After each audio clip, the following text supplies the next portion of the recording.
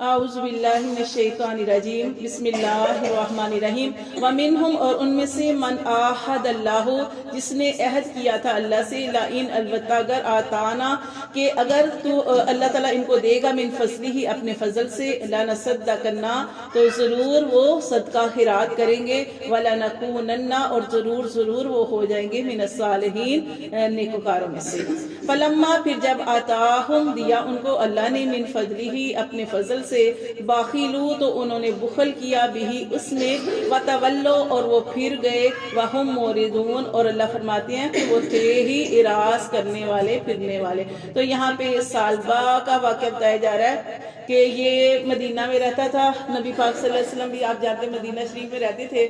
تو سالبہ جو تھا یہ نبی پاک صلی اللہ علیہ وسلم کے پاس آیا اور اس نے کہا کہ اللہ کے رسول میرے لیے برکت کی دعا کریں۔ آپ صلی اللہ علیہ وسلم نے فرمایا کہ کیا تو اللہ نے جتنا تجھے دیا اس پہ راضی نہیں ہے؟ تو لیکن وہ شخص جو تھا اس نے کہا کہ نہیں میرے لیے برکت کی دعا کریں۔ آپ نے اس کو ٹالا، آپ نے کہا کہ اللہ کے دیے پہ راضی رہ، وہ چلا گیا۔ پھر اسی طرح دوبارہ اس نے یہی کہا کہ اللہ کے رسول میرے لیے برکت کی دعا کریں۔ آپ نے فرمایا کہ کیا تجھے نبی کا طریقہ پسند نہیں ہے کہ جیسے میرے پاس نہیں ہوتا تو میں اللہ سے مانگتا ہوں، تو تجھے طریقہ پسند نہیں ہے کہ تجھے تیرے ساتھ بھی اسی طرح کا معاملہ ہو کہ تیرے پاس بھی نہ ہو، کم ہو تو اللہ سے مانگے؟ تو اس وقت تو خاموش ہو گیا، چلا گیا۔ لیکن اس کے بعد پھر آیا، تیسری دفعہ بھی آخر اس نے یہی کہا کہ اللہ کے رسول میرے لیے برکت کی دعا کر دیجیے۔ کسی کام کے بارے میں ضد نہیں کرنی چاہیے۔ جب اللہ کا نبی منع فرما رہے تھے، تو اسے منع ہو جانا چاہیے تھا، لیکن وہ بار بار یہی سوال کرتا رہا، جس کی وجہ سے نبی پاک صلی اللہ علیہ وآلہ وسلم نے اس کے لیے برکت کی دعا کر دی کہ اللہ تعالیٰ نے فرمایا کہ اللہ تعالیٰ اس کے کام میں برکت دے۔ اور کیا تھا وہ؟ اس کا بکریاں تھی، گائے تھی، اس طرح مویشی تھی اس کے پاس۔ تو وہ مویشیوں میں نبی پاک صلی اللہ علیہ وسلم کی برکت کی وجہ سے ایسے برکت پڑی، ایس دعا کی وجہ سے ایسے برکت پڑی کہ جیسے کیڑے مکوڑے نہیں ہوتے، جیسے کوئی چیز فراوانی سے ہو جاتی ہے، اتنی زیادہ برکت ہو گئی۔ اور اس برکت کیا، وہ ضد تھی، اس ضد کی وجہ سے، لیکن چونکہ نبی پاک صلی اللہ علیہ وسلم کی دعا تھی تو اللہ نے اس کو کثیر دینا تھا۔ اب یہ تھا کہ وہ نبی پاک صلی اللہ علیہ وسلم کے ساتھ 5 نمازیں مدینہ شریف کے اندر پڑھتا تھا۔ اب جب برکت ہوئی، پہلے اس کا مال بڑا، مویشی بڑے، تو وہ مدینے سے تھوڑا سا دور چلا گیا۔ جب دور چلا گیا تو پھر صرف 2 نمازیں آ کے پڑھنے لگا، ظہر اور عصر، باقی 3 نمازیں جماعت کے ساتھ اس کی چھوٹ گئی۔ 2 نمازیں پڑھنے لگا۔ اب اتنی زیادہ اس کی مویشی ہو گئے، بکریاں ہو گئی کہ اس کے لیے یہاں پہ مدینہ میں رہنا مشکل ہو گیا، دور چلا گیا۔ جب دور چلا گیا تو پھر جمعے صرف جمعے کی یعنی کہ نماز پڑھنے آتا تھا، جمعہ پڑھنے آتا تھا، ہفتے میں 1 دن آتا تھا جمعہ پڑھنے کے لیے۔ اب اور زیادہ کثرت ہو گئی تو پھر اس سے بھی دور چلا گیا، کیونکہ یہ زمین اس کے لیے تھوڑی ہو گئی، وہ اور دور چلا گیا۔ جو 1 نماز پڑھنے آتا تھا وہ 1 نماز جمعہ بھی چھوٹ گیا۔ یعنی یہ کتنی بڑی بات تھی کہ نبی پاک صلی اللہ علیہ وسلم کے ساتھ وہ 5 نمازیں پڑھتا تھا، نبی صلی اللہ علیہ وسلم کی محفل نصیب تھی۔ لیکن کیا ہوا کہ یہ اس کی وجہ سے وہ اتنا دور چلا گیا کہ 1 نماز بھی اب آ کے مدینہ شریف میں نہیں پڑھتا تھا، کیونکہ کہیں دور چلے جاؤں تو آنا مشکل ہوتا ہے۔ اب کیا ہوا کہ ایک دن نبی پاک صلی اللہ علیہ وسلم محفل میں بیٹھے ہوئے تھے، تو آپ صلی اللہ علیہ وسلم نے کسی سے پوچھا کہ سالبہ کا کیا حال ہے؟ تو کسی نے بتایا کہ ایسے اس کے پاس اس کا تو بہت زیادہ اس کے وافر مقدار میں، کثرت میں اس کے مویشی ہو گئے ہیں، تو اب اسے ٹائم نہیں ملتا یہاں پہ آنے کا، اور یہ وہ نا۔ تو اسی وقت جو تھی نا ایک آیت نازل ہوئی صدقات کے بارے میں، نبی پاک صلی اللہ علیہ وسلم کے اوپر وحی آئی اور صدقات کی آیت نازل ہوئی کہ جتنے بھی مالدار ہیں ان سے صدقہ لیا جائے۔ اب نبی پاک صلی اللہ علیہ وسلم نے 2 آدمیوں کو بھیجا۔ آپ نے فرمایا کہ آپ نے جانا ہے، ایک تو سالبہ سے لینا ہے، اور ایک اور شخص کے بارے میں آپ نے فرمایا کہ اس شخص 2 شخصوں کے پاس جاؤ۔ 2 آدمیوں کو بھیجا، کہا کہ 2 کے پاس جانا ہے، ایک سالبہ ہے اور ایک دوسرا شخص ہے، اس کے پاس جانا ہے، اور دونوں سے ایسے صدقہ لے کے آنا ہے کہ اپنے مالوں میں سے اللہ کا حق ادا کریں۔ اب یہ جو تھے دونوں وہاں پہ گئے اور سب سے پہلے سالبہ کے پاس گئے، تو سالبہ جو تھا اس نے کیا کہا؟ اس نے کہا کہ آپ مجھ سے جزیہ لے رہے ہیں. آپ پتہ ہے جزیہ کیا ہے اور جو صدقہ ہے اس میں کیا فرق ہے؟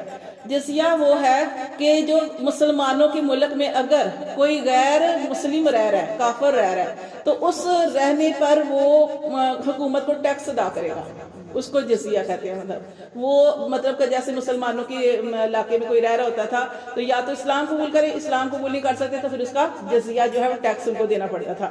اب جب اس سے کہا، اور صدقات میں کیا ہے؟ صدقات یہ ہے کہ اللہ کا حکم ہے کہ آپ کے جو مال ہے اس مال میں سے اتنا مال آپ کے پاس ہو جائے تو اس کے اوپر ایک اللہ تعالیٰ نے لمٹ رکھی ہے کہ آپ نے اتنا دینا ہے. جیسے کہ آپ جانتے ہیں سونے چاندی کے بارے میں ہے، جیسے کہ آپ اس طرح کے مسائل جاتے ہیں کہ جیسے سونے کے بارے میں ہے، چاندی کے بارے میں، ایسے ہی جانوروں کے اوپر بھی آپ کے پاس اتنے جانور ہو جائے تو آپ کے اوپر صدقہ جو ہے وہ بکریوں کا بنتا ہے. یعنی جو آپ کے پاس مویشی ہے، بکریوں میں کثرت ہے تو بکری کا دیں گے، اونٹوں میں ہے تو اونٹ دیں گے، اس طرح. اب جب اس کے پاس کیا تو اس نے کیا کہا کہ یہ تو جزیے کی بہن ہے، یہ تو آپ ہمیں مجھ سے جزیہ لے رہے ہو، تو یہ تو مطلب اس نے صاف یہ کہہ دیا کہ مطلب میں نہیں دوں گا. لیکن پھر اس نے ساتھ یہ بھی کہا کہ اچھا چلو آپ کہاں جا رہے ہو؟ انہوں نے کہا کہ ہم ایک اور شخص کے پاس جا رہے ہیں. تو اس نے کہا کہ سالبہ نے کہا کہ آپ اس کے پاس سے ہو کے نا دوبارہ پھر رستے میں چکر لگانا، پھر میں سوچوں گا. اب یہ چلے گئے. اب دوسرے شخص کے پاس گئے، دوسرے شخص سے کہا کہ ایسے نبی پاک صلی اللہ علیہ وسلم نے بھیجا ہے. اس نے کہا کہ یہ میرا مال ہے، یہ میرے مویشی ہیں، اس میں سے یہ سب سے اعلیٰ اونٹ اس نے دیا. وہ کہنے لگے کہ یہ آپ کا نہیں بنتا، آپ کے پاس تو اتنا نہیں ہے، اس کے حساب سے یہ ہے. انہوں نے کہا نہیں میں اپنی خوشی سے دے رہا. اس نے سب سے اعلیٰ جو جانور تھا، جو مطلب اونٹ تھا، وہ دیا دوسرے شخص نے. تو وہ صحابہ کرام بڑے بڑے خوشی واپس آئے اور دوبارہ اس کے پاس آئے، کیونکہ اس نے کہا تھا جاتے ہوئے پھر آنا. اب دوبارہ اس کے پاس گئے، پھر وہی کہہ رہا ہے، پھر وہی بحث کر رہا ہے. کہنے لگا بھائی یہ تو آپ وہی نہ جزیہ لے رہے ہو مجھ سے، یہ صدقات تو نہیں ہے، یہ تو آپ جیسے کافروں سے لیتے ہیں ویسے مجھ سے لے رہے ہو، تو آپ ابھی چلے جاؤ تو میں سوچوں گا. پھر اس نے یہی بات کہی.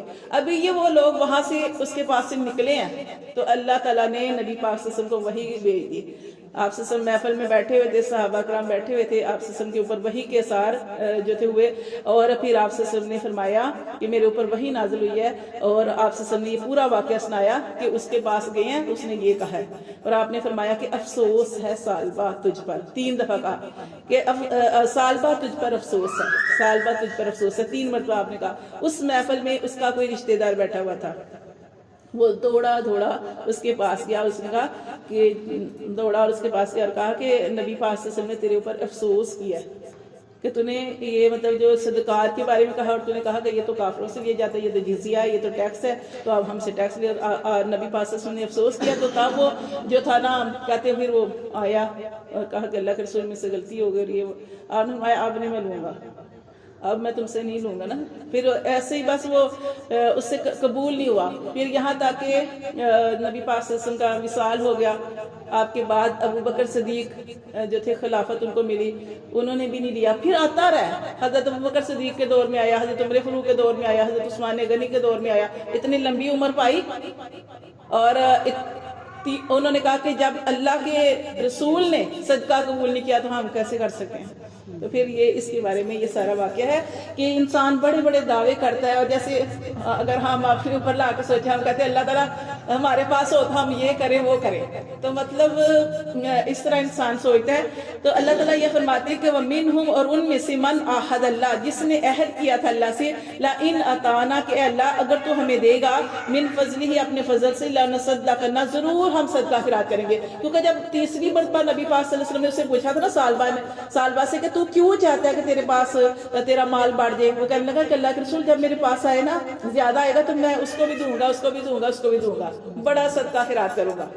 تو اس لیے اللہ تعالیٰ نے فرمایا کہ اس نے عہد کیا تھا کہ اللہ تو مجھے دے گا تو ضرور ہم صدقہ خیرات کریں گے، وَلَنَكُونَنَّ مِنَ الصَّالِحِينَ، اور ضرور ہم نیکوکاروں میں سے ہو جائیں گے. ٹھیک ہے. فَلَمَّا، اللہ فرماتے ہیں پھر جب آتاہم، اللہ نے اس کو دیا، ان کو دیا، یہاں پہ ان آ رہا ہے، ان کو دیا، من فضلہ، اپنے فضل سے، بَخِلُوا بِهِ، تو انہوں نے بخل کیا، وَتَوَلَّوْا، اور وہ پھر گئے، وَهُمْ مُعْرِضُونَ، اور اللہ فرماتے تھے ہی وہ اعراض کرنے والے. اس لیے یہاں پہ یہ بتایا گیا کہ اللہ نے آپ کو جتنا دیا اس کی رضا میں راضی رہنا چاہیے.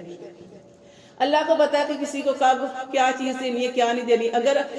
اگر آپ کے پاس تھوڑا ہے, اگر اللہ تعالیٰ اس ٹائم آپ کو زیادہ دے تو ہو سکتا ہے آپ کی گمراہی کا ذریعہ بن جائے. اس لیے اللہ کے کوئی بھی جو چیز اللہ تعالیٰ نے آپ کو عطا کی ہے اس میں شکری نہ کریں, اللہ کی رضا میں راضی رہیں. اللہ کو پتا ہے کہ کب کوئی چیز عطا کرنی ہے, اور بڑے بڑے دعوے نہ کریں کہ ہم یہ کریں گے وہ کریں گے. ہاں اگر آپ کے پاس مال ہے, آپ اللہ کی رضا میں دے رہے ہیں, وہ بہت بڑی بات ہے کہ اللہ کی رضا میں اللہ کے راستے میں خرچ کر رہے ہیں, لیکن اس سے پہلے مال کے آنے سے پہلے بڑے دعوے کرنا, جیسے یہ واقعہ بتایا گیا. تو اللہ فرماتے ہیں کہ انسان بڑے دعوے کرتا ہے, لیکن اللہ فرماتے ہیں وَتَوَلَّوْا, اور وہ پھر گئے, وہ تھے ہی پھرنے والے. پھر اللہ تعالیٰ نے فرمایا فَأَعْقَبَهُمْ, پھر اللہ تعالیٰ نے ڈال دیا کیا, نفاق فی قلوب, ان کے دلوں میں, اِلَىٰ طرف یوم یلقونہ, اس ملنے والے دن کی طرف تک. ملنے والا دن کون سا ہے؟ قیامت کا دن. اللہ فرماتے ہیں نفاق ڈال دیا اللہ نے اس کے دل میں. نفاق کے بارے میں ہم نے پڑھا تھا, بات کرے تو جھوٹ بولے, وعدہ کرے تو وعدہ خلافی کرے, امانت رکھائی جائے خیانت. اللہ فرماتے ہیں کہ اس نے جھوٹ بولا تھا, پہلے اس نے عہد کیا تھا کہ اللہ دوں گا, پھر اللہ نے دیا تو نہیں دیا. اللہ فرماتے ہیں اللہ نے اب اس کے دل میں نفاق ڈال دیا اس دن تک, یعنی وہ اسی حالت میں مر گیا نفاق کے اندر. قیامت والے دن اسی حالت میں ملے گا اللہ سے کہ اس کے دل میں نفاق ہوگا.